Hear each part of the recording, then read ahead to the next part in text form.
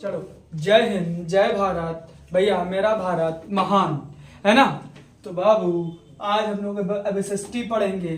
अच्छा, एसएसटी से पहले हमने हमारे कुछ वीडियो आएगी किसी चीज पर, किसी ने कोई डिमांड की थी, उसकी डिमांड को फुलफिल करते हुए हमने कुछ बनाया है। जाके बाबू उसको भी खूब देखना, सपोर्ट करना हम लोगों को, है ना। हम लोग ज्यादा बड़े लोग तो है नहीं, तो छोटे छोटे आपका सपोर्ट हमें को थोड़ा थोड़ा सिखाएगा ताकि हम ये इनिशिएटिव को आगे जारी रख सके, है ना बाबू।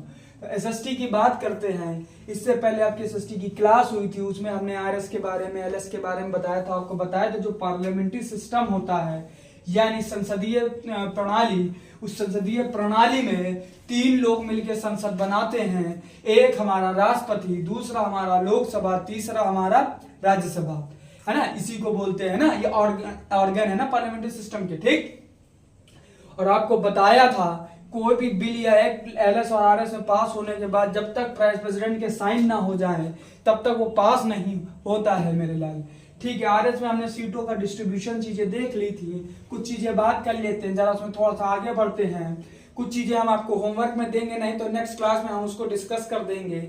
जैसे एलएस में मैक्सिमम सीट किसकी है, तो बहुत लोग बताएंगे यूपी की है। हाँ भैया 80 सीटें हैं यूपी की, तो यूपी का भौगाल है तो भौगाल में जियो। अगर मैं पूछूं दूसरे नंबर पे सबसे ज्यादा किसकी सीटें हैं, तो बहुतों के तोते उड़ जाएंगे, कहेंगे ये क्या बवाल है, से तो सबको पता है यूपी का भाई बिहार है, तो यूपी आगे है तो बिहार कैसे पीछे रहेगा। अरे बाबू हरदम बिहार नहीं आगे रहता है, यूपी के बाद अगर बात करोगे तो महाराष्ट्र आता है। हाँ भैया बाला साहब ठाकरे वाला, है ना, जय शिवाजी महाराज, है 48 सीटें आती हैं। इसके बाद आपका एक और स्टेट आता है, उसके बाद भी कहीं बिहार का नंबर आता है, ठीक है। अगर इतनी बात समझ में आ रही है तो बोलो हाँ। तो हम इसके बाद वाले स्टेट का नाम लिखे दे रहे हैं, उसका नाम है, क्या नाम है, वेस्ट बंगाल, है ना। इसकी सीट बताना। और हाँ एक छोटा सा काम देते हैं, एलएस में जो टॉप 5 सीटें हैं, टॉप 5 समझते हो, ऊपर से जो टॉप 5 स्टेट हैं जिनकी सीटें हैं, उनकी सीटों के साथ उनका नाम लेके आना, ठीक है बाबू। आज के बाद बात करते हैं आरएस की। आरएस में ज्यादा नहीं, इंपॉर्टेंट याद रखना, इसमें कितनी सीटें हैं, 31 सीटें हैं। किसकी हैं, यूपी की हैं भैया, यूपी से आगे कोई नहीं है। इसके बाद इसमें ज्यादा ना पढ़ो, टॉप 3 पढ़ लो, अगर बहुत इच्छा है तो टॉप 5 पढ़ लेना। समझ पा रहे हो कि नहीं समझ पा रहे हो। अच्छा, टॉप 5 से याद आया, दिल्ली एक याद रख लेना बेटा। दिल्ली में 7 सीटें हैं एलएस की। कितनी सीटें हैं, 7 सीटें हैं, ठीक है।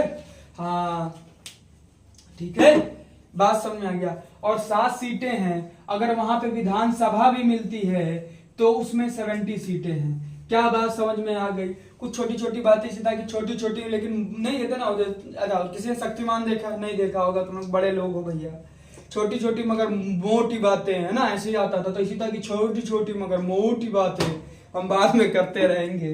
अरे भौकाल है यार छोटी और मोटी का, है ना। अरे मतलब बातों का यार तुम लोग, है ना, समझ पा रहे हो। ठीक है, अब बात करते हैं एलएस में। एलएस में थोड़ा सा कुछ चीजें समझ लेते हैं। एलएस में अगर किसी मेंबर को सेलेक्ट होना है तो सबसे पहले एलएस और आरएस के लिए एज की क्राइटेरिया क्या होती है। तो बेटा एलएस और आरएस में जो एज चाहिए होती है आपको, एलएस के लिए 25 ईयर, हाँ भैया 25 ईयर, और आरएस के लिए 30 ईयर।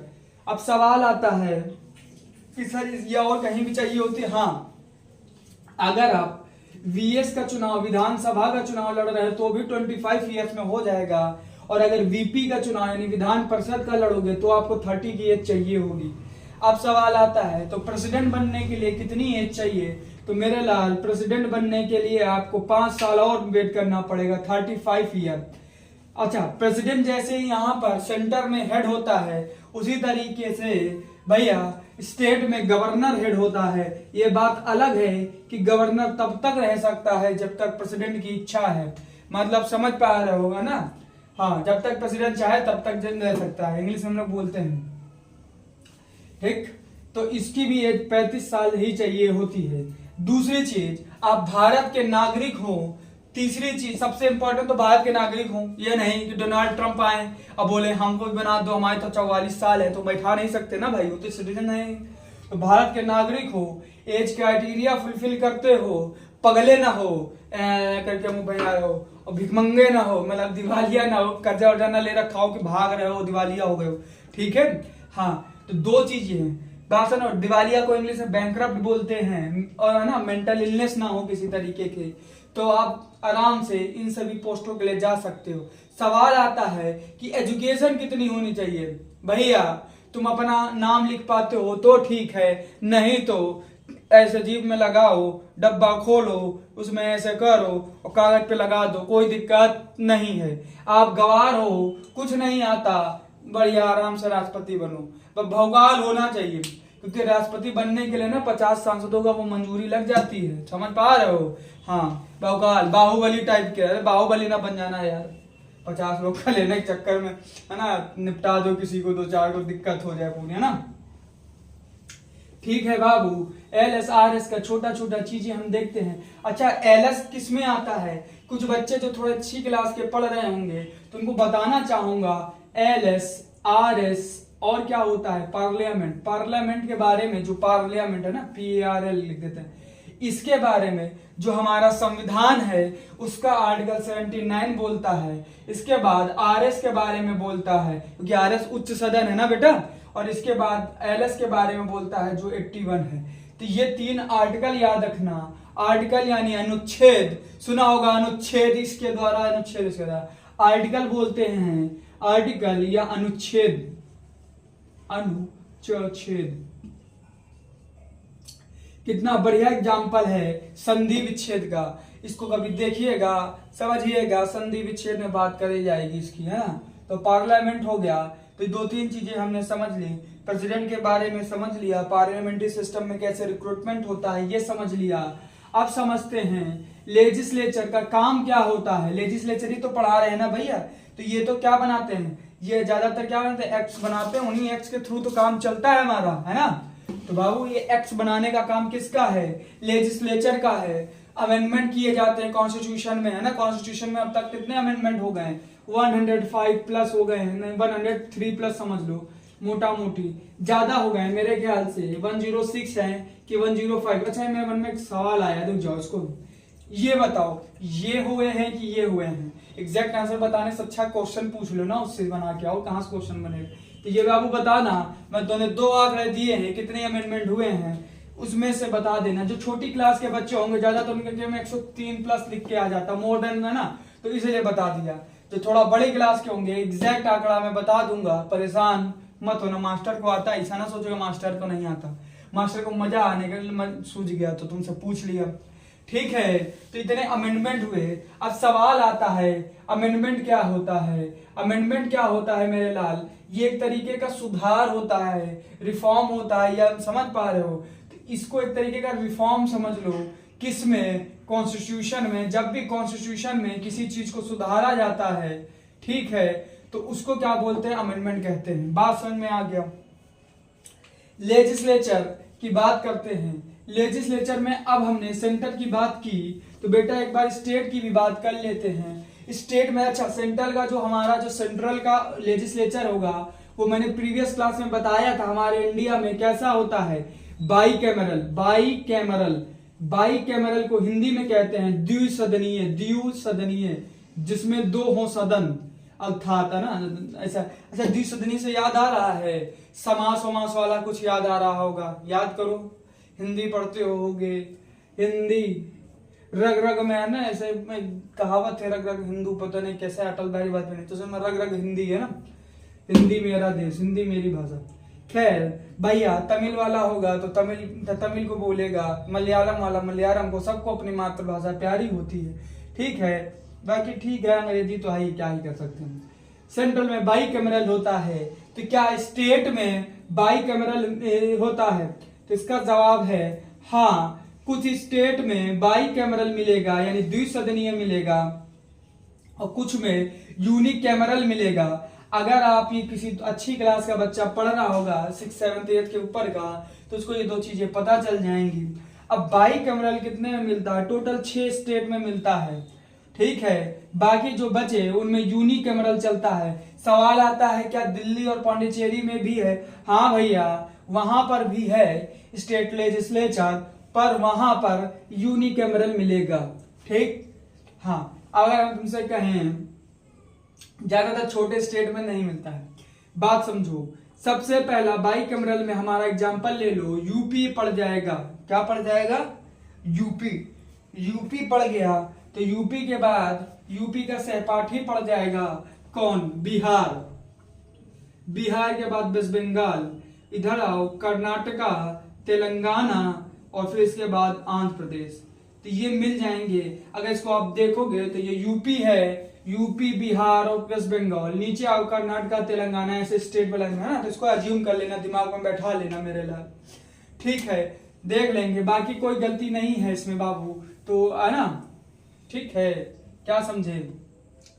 ठीक, यूनिकैमरल की बात करते हैं तो बाकी सब में यूनिकैमरल मिलता है। बात समझ में आया तो स्टेट लेजिस्लेचर की बात करते हैं। सबसे ज्यादा किसमें सीटें मिलती हैं? अगर हम यूपी में रहते हैं तो ज्यादातर हमसे यूपी की चीज पूछी जाएगी। तो यूपी में बाबू हमारे पास 403 सीटें हैं।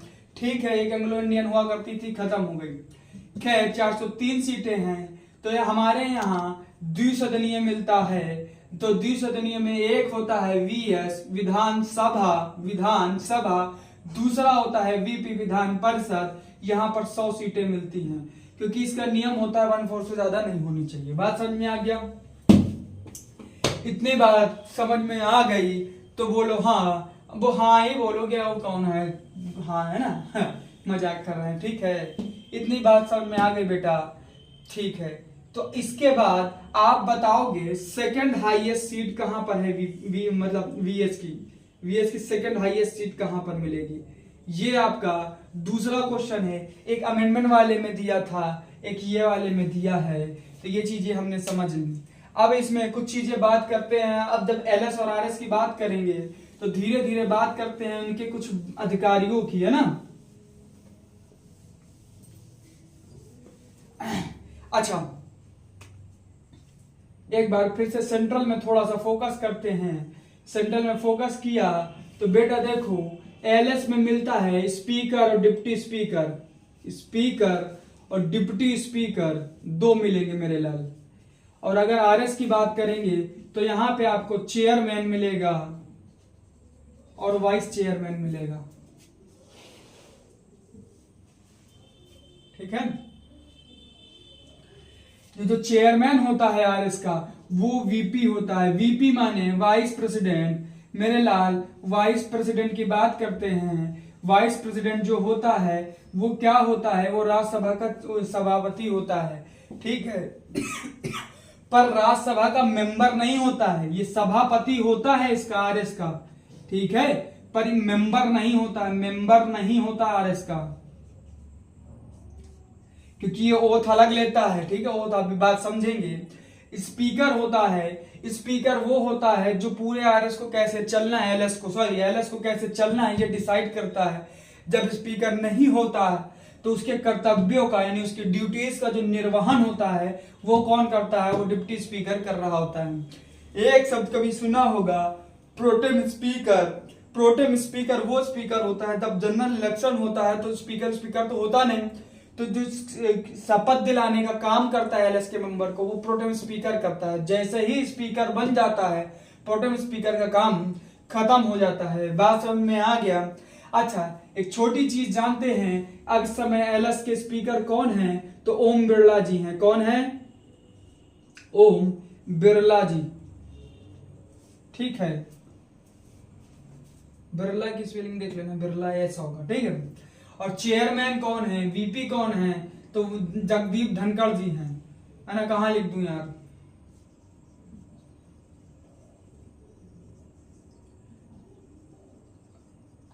देख लेना, हिंदी में ऐसे लिखते हैं जगदीप धनखड़।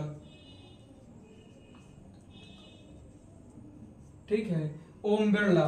बात समझ पा रहे हो मेरे लाल? बिरला जी, है ना? ओम बिरला जी। ठीक है, इतनी बात समझ में आ गई तो बताओ हाँ। ठीक है बोलो। तो भैया स्पीकर ज्यादातर चुनाव कहां से होता है? जो बहुमत पे पार्टी होती है उन्हीं की सिफारिश, मतलब ज्यादातर चॉइस उन्हीं की होती है, क्योंकि स्पीकर के लिए वोट तो करना ही पड़ेगा ना। तो जो बहुमत में ज्यादातर वो अपने ही हिसाब से बैठाते हैं स्पीकर। ठीक है, ज्यादा तो उनकी पार्टी के ही होते हैं। ठीक है भैया, तो अगर इतनी बात समझ में आ गई तो इसको अभी यहीं तक रखते हैं, फिर फर्दर इसको आगे और बढ़ाएंगे और डिटेल में बात करेंगे इस पर। ठीक, फिर से एक बार जय हिंद, जय भारत, मेरा भारत महान ये बोल रहा हूँ। तो भैया मानना भी भारत को महान, क्योंकि तुम महान देश में पैदा हुए हो। अच्छा एक और बात भैया, अगर आपको ठीक लगे, थोड़ा सा सही लगे, तो चीजों को क्या करते चलना है, घंटा बजाते चलना है। तो है ना, जीवन हमारा घंटा बजा रहा है, तुम हमारे जीवन का घंटा मतलब इसका घंटा बजा देना। तो तुम घंटा बजाओगे तो हमारा भी जीवन का कुछ उद्धार हो जाएगा। वैसे घंटा बजाने से एक चीज याद आया, घंटा बजाने से एक पॉजिटिव वेव निकलती है जो हमें अच्छी लगती है। जैसे कहीं तो मैंने पढ़ा था 108 हर्ट्ज की फ्रीक्वेंसी निकलती है, इसको दैवीय फ्रीक्वेंसी बोलते हैं, अच्छी होती है, पॉजिटिव वाइब्स होती है, इसीलिए मंदिरों में घंटा बजाने का प्रचलन चला है। तो हर चीज जो हमारे पूर्वजों ने किया है सिर्फ अंधविश्वास नहीं, उसके पीछे विज्ञान भी था। खैर कोई बात नहीं मेरे लाल, एक बार इसको फिर से समझ लेना और घंटा बजाते चलना, शेयर कर देना करना हो तो भैया हम तो यही सोचेंगे कि शेयर कर ही दोगे, भरोसा है आप पर। अच्छा चलते चलते एक चीज और, अगर किसी को बायो की क्लास चाहिए हो तो बताना भैया, विवेक सर बिल्कुल इंतजार कर रहे हैं तुम्हारी बातों का। कहो तो विवेक सर को बुला दे। आइए विवेक सर 2 मिनट के लिए बच्चों से बात कर लीजिए, बेचारे परेशान हैं, जो बायो करा दीजिए। नमस्कार आप सभी को। और सर ने आज आपको लोकसभा और राज्यसभा के लेजिस्लेचर पढ़ाया है, लेजिस्लेचर नहीं विधायिका। इसके पहले वाली वीडियो में भी आपको बताया था, आप जाके जो है आर्यन क्लासेस पर देख सकते हैं। और सर जो है मैथ्स भी पढ़ा रहे हैं। एक बच्चे का मैंने बोला था कि एक किसी सिंगल बच्चे का अगर कमेंट आता है कि आपको टॉपिक में प्रॉब्लम होती है, तो एक बच्चे का आया था प्रॉब्लम जो सर्कल। तो मैंने बोला था कि जैसे मैंने प्रॉमिस किया था कि मैं आपको पढ़ाऊंगा सर्कल, तो सर ने बिल्कुल आपको सर्कल पढ़ाया। तो आप एक बार अपना नाम मेंशन कर दीजिएगा बेटा, आप किस क्लास में हो, और सर्कल सर ने जो पढ़ाया है वो आपको समझ में आया कि नहीं आया, और नेक्स्ट वीडियो में आप क्या पढ़ना चाहते हो। और हाँ, अगर सर के बात से सेटिस्फाइड हो तो अपने दोस्तों के साथ भी शेयर करना, ताकि जो है सर का जो मनोबल है, देखिए सबसे बड़ी चीज है मनोबल। हाँ। व्यक्ति अगर पढ़ा रहा है आपको तो उसको आपसे रिस्पॉन्स चाहिए। बिल्कुल। और अपने दोस्तों से भी रिस्पॉन्स दिलाओ, तो डेली क्लासेस रहेंगी। और जब लगता है कि व्यूज कम है थोड़ा सा और बच्चे कम देख रहे हैं तो अंदर से मनोबल कम होता है। हाँ। तो आपको जब अच्छा कंटेंट मिले तो शेयर भी करिए। और बाकी तो तुम जान ही रहे हो, हम लोग बहुत बड़े वाले यूट्यूबर तो है नहीं, या बड़े बड़े टीचर नहीं हैं। तो अगर तुम छोटा छोटा सपोर्ट करोगे, कहते नहीं नन्हे नन्हे पगों से चलते हैं कई मील, है ना। तो अगर नन्हे नन्हे ये पग चलते चलेंगे तो एक दिन हम भी मीलों का सफर तय कर लेंगे, और कभी आपसे मिलना होगा, बड़े बनेंगे तो मिलेंगे भी, वरना तो भैया ऐसे ही है, बस तुम हमें देखो हम तुम्हें देखे, तुम पर्दे के उस पार हम पर्दे के इस पार, है ना। तो ये चीजें हैं। बहुत अच्छा सर, एक बार फिर से सर का बहुत बहुत धन्यवाद। अरे भैया धन्यवाद क्या, सब ठीक है। चलते हैं फिर आप सभी को आज के लिए। इसमें धन्यवाद की क्या बात है ना। जय हिंद, जय भारत, मेरे भारत।